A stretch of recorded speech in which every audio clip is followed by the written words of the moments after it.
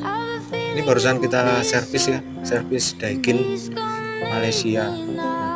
Nah ini kita mau kasih tahu teman-teman ya, ini ada kondensasi, ini namanya kondensasi, jadi bentuknya kayak air gitu ya, kayak air, faktor efek di gelas es gitu ya. Nah sebenarnya ini nggak masalah, jadi memang dia ngeluarin air, namanya kondensasi. Nah kalau pipa balik, kalau ini pipa press, jadi nekan ke indoor, terus ini hasil balik dari indoor.